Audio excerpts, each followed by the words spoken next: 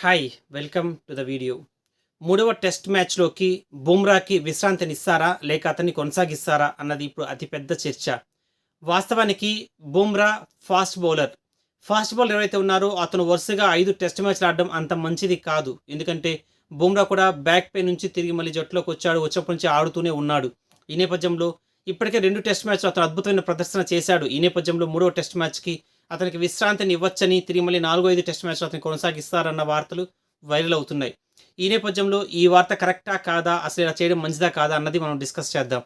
వాస్తవానికి మనం అనుకున్నట్టే బుమ్రా మొదటి 2 టెస్ట్ మ్యాచ్లో అద్భుత ప్రదర్శన చేశాడు.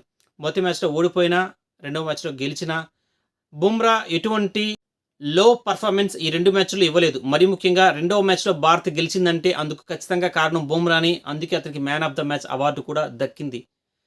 ఇక ఈ విషయాలన్నీ పక్కన పెడితే బుమ్రా మూడవ టెస్ట్ మ్యాచ్లో ఉండాలా వద్దా అంటే మాత్రం ఖచ్చితంగా బుమ్రా మూడవ టెస్ట్ మ్యాచ్లో ఉండాల్సిందే. ఎందుకంటే మూడవ టెస్ట్ మ్యాచ్ జరిగేది రాజ్కోట్లో, అక్కడ పిచ్ కాస్త బౌన్స్ అవుతుంది.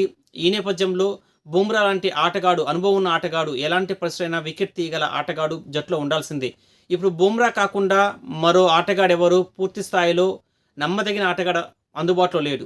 ముఖ్యంగా షమీ చూస్తే షమీ ఫిట్నెస్ లేని కారణంగా అతను జట్టు బయట ఉన్నాడు. అతను జట్టులోకి వచ్చే అవకాశం లేదు. ఇక సిరాజ్ ఏమాత్రం ప్రభావం చూపలేకపోయాడు.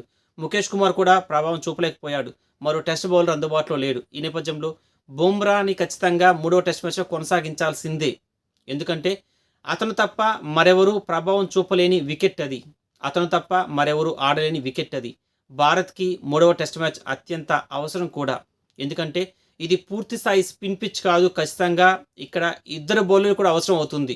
ఈ నేపథ్యంలో సిరాజ్ని తిరిగి కొనసాగిస్తారా, తిరిగి జట్టులోకి తీసుకుంటారా, లేక ముఖేష్ని కొనసాగిస్తారా అనేది పక్కన పెడితే బుమ్రా మాత్రం ఖచ్చితంగా మ్యాచ్లో ఉండాల్సిందే. మరి సెలెక్టర్లు కానీ బుమ్రాని పక్కన పెట్టాలని నిర్ణయం తీసుకుంటే అది ఖచ్చితంగా కరెక్ట్ నిర్ణయం కాదు, తప్పు నిర్ణయమే. ఇందులో ఎటువంటి సందేహం అవసరం లేదు. ఇక బుమ్రాకి రెస్ట్ ఇవ్వాల్సి వస్తే అసలు రెస్ట్ ఇవ్వాలనా లేదా, అసలు బుమ్రాకి రెస్ట్ ఎందుకు ఇవ్వాలి? ఐపీఎల్ అయితే చక్కగా ఆడుతారు కదా, మరి అక్కడ ఆడిన వాళ్ళు టెస్ట్ మ్యాచ్లో ఎందుకు ఆడరు? అక్కడైతే డబ్బులు వస్తుందా, ఇక్కడైతే రాదా? ఇలాంటి అనేక డిస్కషన్స్ జరుగుతున్నాయి. ఇక బుమ్రాని పక్కన పెట్టాలి అని నేను అన్న కానీ ఖచ్చితంగా పెట్టాల్సిన అవసరం లేదు. కానీ మేబీ అవసరం అయితే, ఎందుకంటే బుమ్రా పరిస్థితి మనకు తెలియదు కనుక, అతని ఫిట్నెస్ మనకు తెలియదు కనుక అతని పక్కన పెట్టాల్సి వస్తే, ఒకవేళ ఇప్పుడు పక్కన పెట్టకపోయినా తిరిగి మళ్ళీ 4వ టెస్ట్ మ్యాచ్లో అయినా అతని పక్కన పెట్టచ్చు. ఎందుకంటే రాంచీ వికెట్ ఏదైతే ఉందో అది పూర్తిగా స్పిన్ పిచ్. అక్కడ బుమ్రా కాస్త విశ్రాంతి ఇచ్చే అవకాశం ఉంది. మరి విశ్రాంతి ఇక్కడ ఇస్తారా అక్కడ ఇస్తారని పక్కన పెడితే విశ్రాంతి మాత్రం ఇవ్వాల్సిందే. ఎందుకంటే ఐపీఎల్ మ్యాచ్లకి అదేవిధంగా టెస్ట్ మ్యాచ్లకి చాలా తేడా ఉంది. టెస్ట్ మ్యాచ్ల్లో వాళ్ళు పూర్తిగా రోజంతా ఫీల్డింగ్ చేయాల్సిందే. 90 ఓవర్ల పాటు ఫీల్డింగ్ చేయాలి. కనీసం ఫాస్ట్ బౌలర్ ఒక 20 నుంచి 30 ఓవర్లు వేయాల్సిందే. ఎందుకంటే వైజాగ్ టెస్ట్ మ్యాచ్లో కూడా బుమ్రా ప్రతిరోజు 30 ఓవర్ల పైగానే బౌలింగ్ చేశాడు. రోజంతా 90 ఓవర్ల పాటు ఫీల్డింగ్ చేశాడు. ఈ నేపథ్యంలో టెస్ట్ మ్యాచ్ని ఐపీఎల్తో పోల్చడం సరికాదు. ఎందుకంటే ఐపీఎల్లో వాళ్ళు బౌలింగ్ వేసేది కేవలం 4 ఓవర్లు మాత్రమే.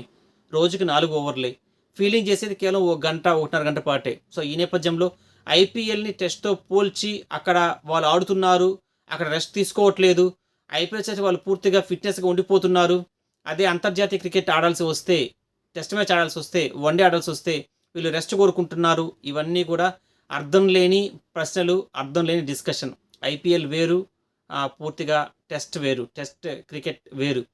మేబీ ఐపీఎల్ వాళ్ళకి డబ్బులు వస్తుండొచ్చు, అది మనం కాదనలేం. అక్కడ వాళ్ళకి స్టార్డమ్ వస్తుండొచ్చు, కాదనలేం. ఇవన్నీ ఇప్పుడు డిస్కషన్ కాదు. సో టెస్ట్ మ్యాచ్ల్లో ఖచ్చితంగా ఫిట్నెస్ అవసరం. ఈ నేపథ్యంలో బుమ్రాకి సెలక్షన్ కమిటీ రెస్ట్ ఇవ్వాలనుకున్నా, బుమ్రా రెస్ట్ తీసుకోవాలనుకున్నా దాన్ని మనం ఖచ్చితంగా స్వాగతించాల్సిందే. సో ఏదేమైనప్పటికీ బుమ్రా మూడవ టెస్ట్లో ఆడి భారత్ని మరోసారి గెలిపిస్తాడని, గెలిపించాలని కోరుకుందాం. బాయ్.